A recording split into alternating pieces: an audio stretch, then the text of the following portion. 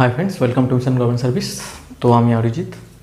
তো আমি যে আমার 10 বেস্ট কোশ্চেন সিরিজ করাচ্ছিলাম, বেসিক্যালি প্রিভিয়াস ইয়ার্স কোশ্চেন্স, সব এসএসসি বলো, রেলওয়েজ বলো, সব মিশিয়ে। কিন্তু যেহেতু আপকামিং আমাদের রেলওয়ে এক্সামস আছে, গ্রুপ ডি বলো, এনটিপিসি বলো, তো সেই কথা চিন্তা করে আমি রেলওয়ের প্রিভিয়াস ইয়ার্স যত কোশ্চেন আছে সেগুলো আমি করাবো। আমি দেখিয়ে দিচ্ছি কোথা থেকে করাচ্ছি। আমি দেখো এই বইটা থেকে কিরানের যেটা আছে রেলওয়ে আপ টু ডেট, এই বইটা আমি লকডাউনের মধ্যে যা হোক করে জোগাড় করেছি। তো এখান থেকে আমি সলিউশনসগুলো করাবো। তো চলো এক একটা পার্ট ধরে ধরে করাবো। 1997 থেকে শুরু আপ টু ডেট পর্যন্ত আছে। তো চলো করাই। আর সলিউশনসগুলো বুকিশ সলিউশন তো আশা করি হবে না, নিশ্চয়ই স্মার্ট সলিউশনস হবে, নাহলে তো আমি ভিডিওটা প্রোভাইড করবো কেন। তো চলো প্রথম সেট কী কোশ্চেন্স আছে।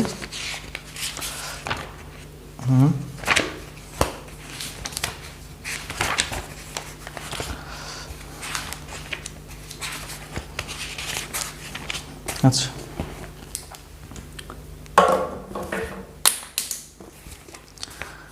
প্রথম কোশ্চেন্স বলেছে 3.7 ইন্টু 3.7 প্লাস 2.3। তো প্রথম কোশ্চেন এটা আছে 3.7 into 3.7 plus 2.3 into 2.3 plus 2 into 3.7 2.3 3.7 into 2.3 divide by হচ্ছে আমাদের 4.6 ইন্টু 4.6 মাইনাস 3.4 ইন্টু 3.4।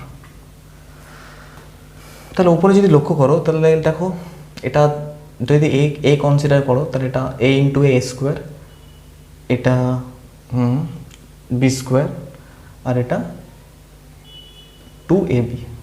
তাহলে উপরে এরকম লেখা আছে A square plus B square plus 2, মানে A plus B whole square formula পড়ছে, আর নিচে লেখা আছে A square minus B square. ঠিক আছে, তাহলে 3.7 plus 2.3 whole square divide by 4.6 A square minus B square, মানে 4.6 প্লাস 3.4 আবার 4.6 মাইনাস 3.4। তো এটা সলিউশন করলে কত হয়? 3 আর 2 5, 5 আর এদিকে হচ্ছে 6, মানে 6 6 36 হবে। 3 আর 2 5, আর এদিকে উপরটা হচ্ছে 36, নিচেরটা হচ্ছে এটার সঙ্গে এটা যোগ করলে 4 আর 3 7, তাহলে 8 হলো, আর ইন্টু হচ্ছে 1.2 1.2। তো কাটাকুটি যদি করি তো দেখো, এটা 4 দিয়ে কাটলে 4 9 4 2, তাহলে 9 ডিভাইড বাই 2.4। তো অ্যান্সার কীরকমভাবে দেওয়া আছে দেখি, কোথাও ভুল করিনি তো আমি। এ প্লাস বি মাইনাস বি ঠিকই আছে। তাহলে 9 ডিভাইড বাই, আচ্ছা এখানে যদি একটা শূন্য উপরে পাঠিয়ে দিই তাহলে কত হবে? 90/24, 90/24 হবে। তাহলে যদি কাটাকুটি করি 45/12, তাহলে হচ্ছে 3 36, 9/12, তাহলে হচ্ছে 3 4 3 3/4। ঠিক আছে, 3 3/4, এটা হচ্ছে আমাদের অ্যান্সার। তারপর নাম্বার পরের অঙ্কটায় যাব।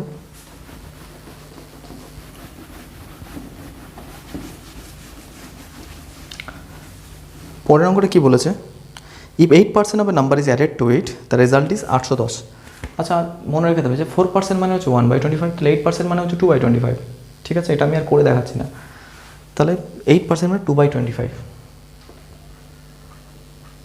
ওকে, এ বলছে 8% নাম্বার অ্যাডেড টু ইট, মানে এটা মনে রাখবে যে 25-এর 8% হচ্ছে 2, তাহলে 25-এর সঙ্গে যদি 2 যোগ করি তাহলে কত রেজাল্ট আসবে? 27/25, তাই তো। এবার বলছে দ্য রেজাল্ট ইজ 810, মানে এইটাকে ওরা বলে দিয়েছে 810। তাহলে নম্বরটা জানতে চেয়েছি, মানে 27-এর সঙ্গে কত গুণ করবো, 30 গুণ করলে 810 হয়। সেরকমভাবে 25-এর সঙ্গেও 30 গুণ করে দাও, তাহলে আসবে 750। এই 750 টাকা অ্যান্সার। তারপর নেক্সট কী বলেছে দেখি।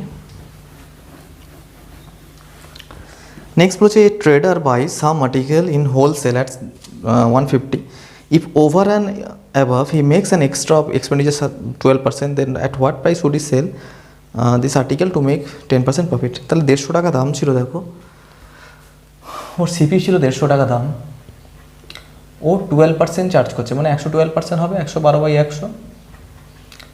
আবার যদি বলি 10% প্রফিট মানে 110/100। তো তোমরা দেখো 150 যদি 12% বলে মানে 15 × 12 কত হয়, 180। তাহলে 150 12% কত হবে, 150 12% হচ্ছে 18। তাহলে 150 + 18 মানে 168। এবার 168-র সঙ্গে ও 10% লাভ করছে মানে 16 টাকা 80। তাহলে 168-র সঙ্গে 16 টাকা 80 যোগ করলে আমাদের 184.40, এটা হবে অ্যান্সার 184.80। এই ক্যালকুলেশনগুলো করবে না, মুখে মুখে করার চেষ্টা করবে। নেক্সটে যাচ্ছি। বলছে in an election a candidate got 62% vote and he won by 144 votes. আচ্ছা, তাহলে দেখো 62% ভোট পেয়েছে, এটা তাহলে কে উইনার। তাহলে লুজার কে পাবে, লুজার পাচ্ছে আমাদের 38% ভোট, ঠিক আছে। এবার তাহলে কত ভোটে সে জিতলো কত ভোটে, 4 2 রেখে 3 রেখে 4 24% ভোটে সে জিতলো, ঠিক আছে। এবার সেটাই বলেছে হি ওয়ান বাই 144 ভোট, মানে এই 24% ভোটটাকে ওরা বলে দিয়েছে 144, মানে এর সঙ্গে গুণ করবো 6। তাহলে জানতে চেয়েছে কি যে ও কত ভোট পেয়েছে, how many vote did he get, ও ভোট পেয়েছে 62 তাহলে 62% × 6 করে দাও 372। আচ্ছা, নাম্বার পরের অঙ্কটাই যাবো। পরের অঙ্কটা কি বলছে, the cost of digging a pit is 1347 if the salary of the labor is increased by 1/8 and the hours of work by 1/20, then what will be the approximate cost of digging?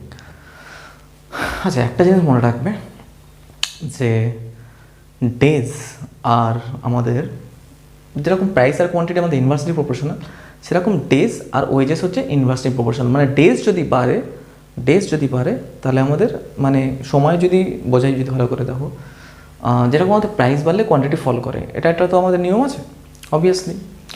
তো সেরকমভাবেই যদি আমাদের days বাড়ে, মানে not days বাড়ে, যদি আমাদের ধরো আর্নিং যদি বাড়ে তাহলে ডেজ কমবে, আর আর্নিং যদি কমে তাহলে ডেজ বাড়বে। এখানে দেখো কীরকমভাবে বলা আছে, if the salary of the labour increase by 1/8।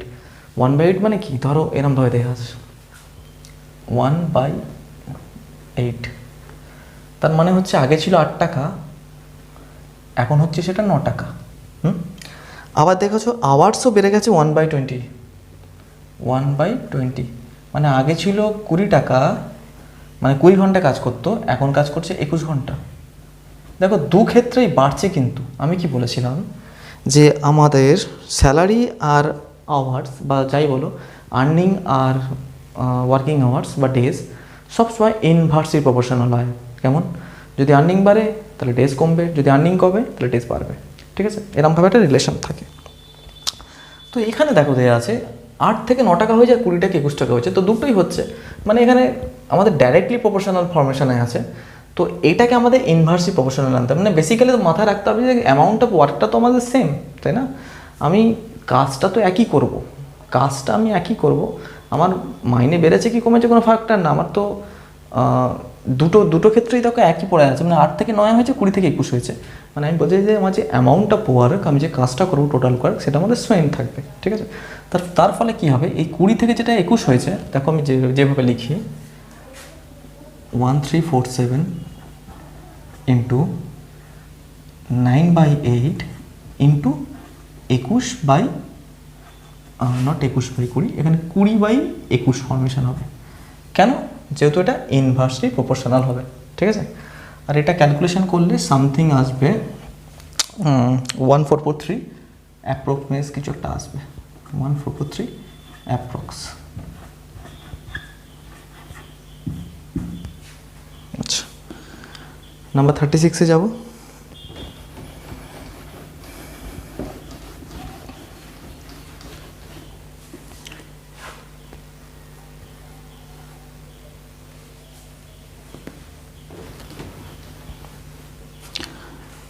A is 70% more competent than B. If B does a work in 34 days, then in how many days A will do it? তো সোজা অঙ্ক দেখো, A is 70% more competent, 70% মানে 7/10, এটা direct মনে রেখে দেবে। B তাহলে A 7/10 মানে B যদি 7 হয়, A হবে তার থেকে 7 বেশি, মানে A হবে আমাদের 17 আর B হবে আমাদের 10। তাহলে A হচ্ছে 17, B হচ্ছে 10, এটা হচ্ছে তাদের কি এফিসিয়েন্সি। এবং বলেছে B does a work in 34 days. তাহলে আচ্ছা, তাহলে এটা যদি এফিসিয়েন্সি রেশিও হয়, এটা যদি এফিসিয়েন্সি হয়, তাহলে ডেজ কি হবে তার উল্টো, 10 আর 17। এবার বলছে B does a work in 34 days, এটা দেওয়া আছে 34, গুণ করে দাও 2, এর সঙ্গেও গুণ 2 করলে অ্যান্সার আসবে 20। তাহলে এ কত দিনে করে, এই কাজটা করে 20 দিনে। কি বলেছে, in a drama the audience were charge 15 on the first day, 7.5 টাকা on the second day and 2.5 টাকা on the third day. The attendance on the 3 days were 2:5:13। What was the average ticket cost per person? আচ্ছা ঠিক আছে, তাহলে first day তো first ডেতে আমাদের 15 টাকা চার্জ করা হয়েছিল। সেকেন্ড ডে আমাদের চার্জ করা হয়েছে 7.5 টাকা, মানে 15/2 লিখছি আমি ক্যালকুলেশন ইজির জন্য। আর থার্ড ডে চার্জ করেছে 2.5 টাকা, মানে 5/2।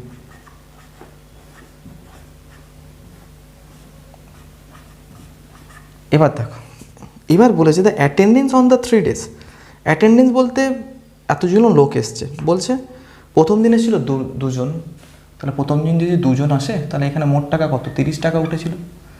দ্বিতীয় জন বলেছে 5 জন, মানে 37, এটাতে তাহলে 2.5, মানে 15×5 = 75, 37.50, মানে আমার ক্যালকুলেশনটা সেই রকমই হয়ে গেল। আর তৃতীয় জন এসছে 13 জন, 65/2, মানে 32-50। তাহলে এটা হচ্ছে মোট টাকা উঠেছে 30, 37, 32, 100 টাকা। এটা উঠেছে মোট আমাদের 100 টাকা। এবার হচ্ছে what was the average ticket cost per person. তাহলে কটা পার্সেন্ট আছে আমাদের, 5, 2, 7 আর 13, 20। তাহলে 20টা পার্সেন্টসের টাকা উঠেছে কত, 100 টাকা। এবার অ্যাভারেজ বলেছে কি, অ্যাভারেজ মানে গড়, তাহলে 100/20, 5 টাকা করে আমার অ্যাভারেজ। তারপর নাম্বার 38-এ যাব।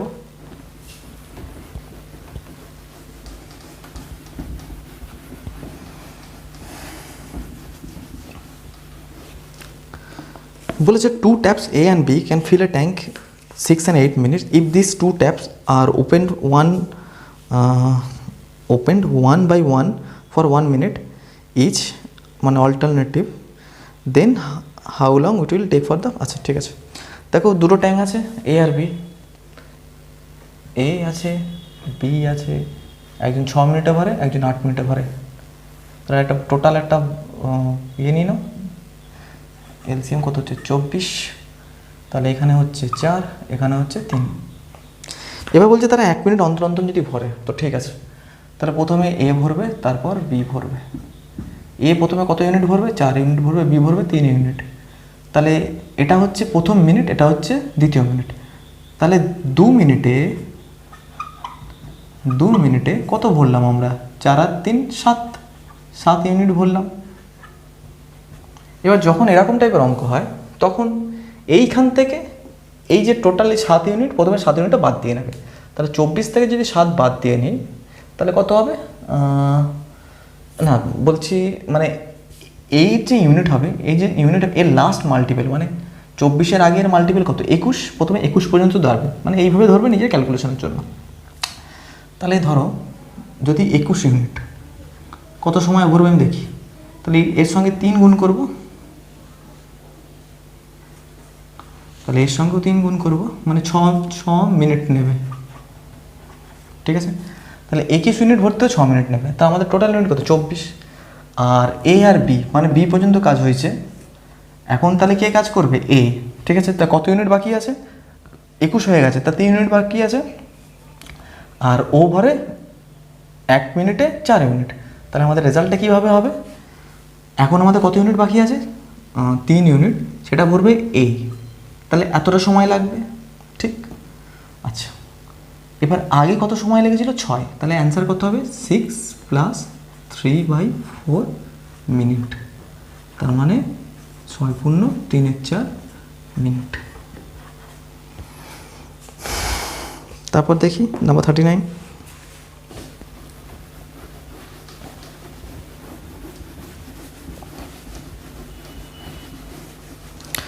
বলেছে হুইচ অমন the following is less than 1/5।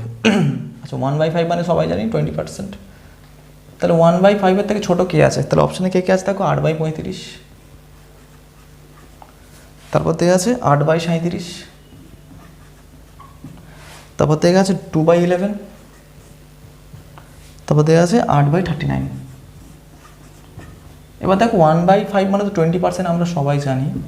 তাহলে এগুলো যদি পার্সেন্টে বিচার করি, পার্সেন্টে বিচার মানে 100 দিয়ে গুণ করবো, এর সঙ্গে 100 করার কোনো দরকার নেই, দেখি অ্যান্সারটা পাওয়া যাবে। তাও আমি করে দিচ্ছি তোমাদের জন্য। এবার 35 দিয়ে 100, মানে দেখো মিনিমাম তো 2 ঘর যাবে। 35 দিয়ে ধরলাম 2ই গেল, তাহলে এখানে যদি 2 বসে, তাহলে 8 দুগুণে নট 2, 35 2-এর থেকে বেশি হবে, 2-এর থেকে এই 2.5 মতন যাবে। তাহলে 8 × 2.5 কত? 8 দুগুণে 16, তাহলে 20 বেশি হয়ে যাচ্ছে। এটা দেখো 37 দুগুণে, এটাও 2.5 মতন যাবে, তাহলে 8 × 2.5 20 বেশি। এটাও দেখো 39 × 40 যদি হয় 2.5, তাহলে এটা তার একটু বেশি হবে। তাহলে এটাও যদি গুণ করি 20% বেশি হয়ে যাবে। আর এটা যদি দেখো 2/11, 1/11 মানে 9.09%, তাহলে এটা যদি করি, এটা আমাদের হচ্ছে 1/11, মানে মনে রাখবে 1/11 মানে হচ্ছে 9×1 = 11, 11×99 100/11। হ্যাঁ, তাহলে এটা যদি 2 দিয়ে গুণ করি, তাহলে কত হবে আমাদের? 18×2=11। তাহলে সেটা 2/20 থেকে কম। ওকে, তো নাম্বার পরের অঙ্কটাই চাই। পরের অঙ্কটা কী দিয়েছে? A person borrowed some money at 10% compound interest. If at the end of the 3 years he returns to 6:2, then how much money did he borrow? মানে প্রিন্সিপালটা জানতে চেয়েছে। 10% মানে হচ্ছে 1/10, মানে 10% মানে হচ্ছে 1/10। তার মানে কি রেজাল্ট? 10 থেকে টাকাটা 11 হয়েছে, 10 থেকে 11 হয়েছে 3 বছরে, 10 থেকে 11 হয়েছে। 10-এর কিউব মানে 1000, 11 কিউব মানে 1331, 11 আর 21টা মনে রেখে দেবে, 21 হচ্ছে 9261। এবার এটা দেওয়া আছে 2662, মানে গুণ করছি 2, এর সঙ্গে 2 গুণ করবো, তাহলে অ্যান্সার আমাদের কত আসবে? 2000। সেটা হচ্ছে অপশান 1। তো আশা করি তোমরা ভিডিওটা শেষ পর্যন্ত দেখবে, অনেক কিছু শিখতে পারবে। আর যদি ভালো লাগে অবশ্যই নিজের বন্ধুদের মধ্যে শেয়ার করে দিও এবং চ্যানেলটিকে অবশ্যই সাবস্ক্রাইব করো। তো থ্যাংক ইউ।